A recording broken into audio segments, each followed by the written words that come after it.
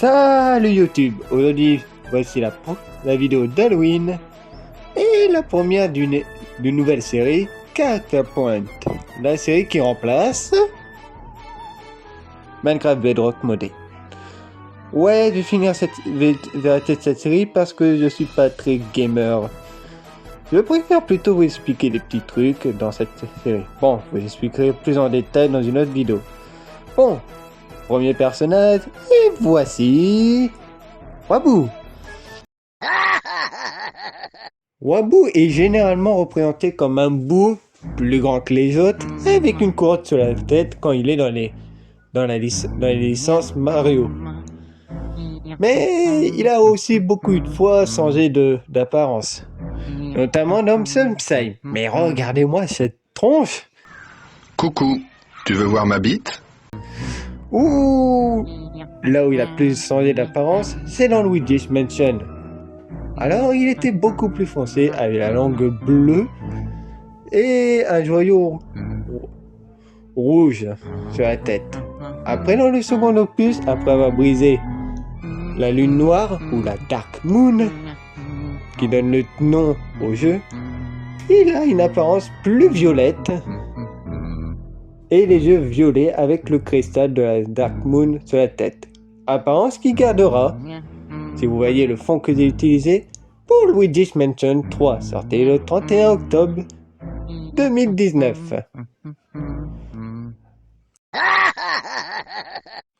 Dans la licence Super Mario Bros, il apparu que de fond en boss dans le remake de Mario 64 sur DS et dans Sunshine.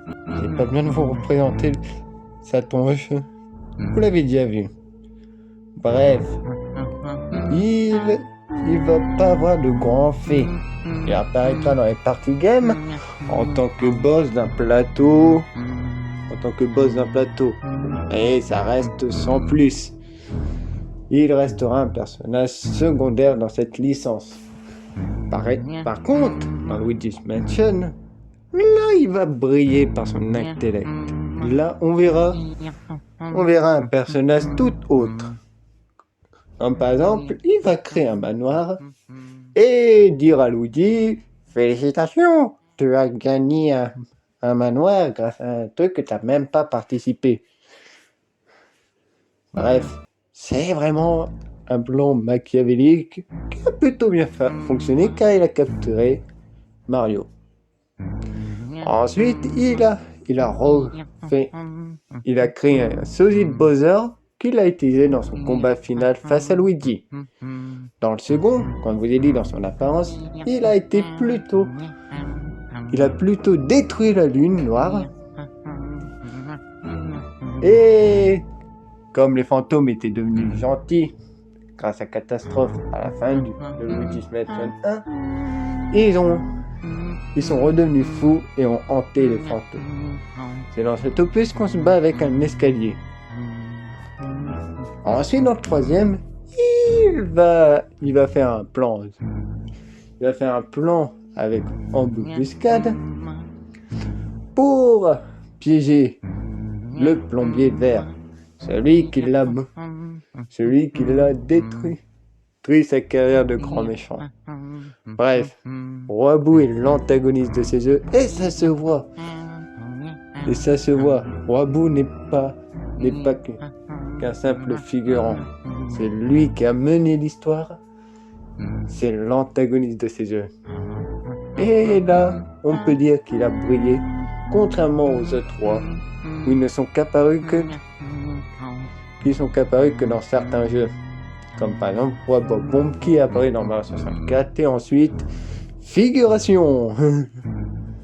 Bref, c'est un personnage ô combien important de Nintendo, et si Nintendo l'a utilisé pour Luigi's Mansion, alors il a plutôt intérêt de rester. Parce que oui, ça va très vite. Si les Koopalings ont été remplacés par des lapins dans Mario Odyssey,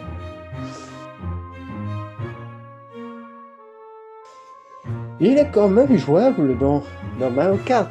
Enfin, les robots, je parle, pas les lapins.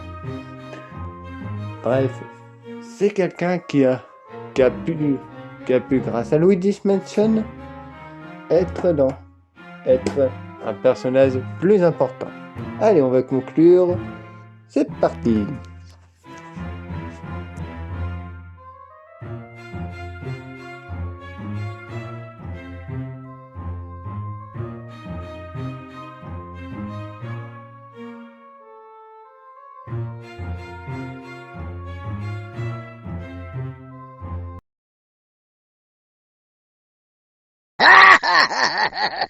Tantôt personnage secondaire, tantôt antagoniste, il aurait droit à son moment de gloire dans Luigi's Mansion, comparé à ses autres camarades du même titre que lui.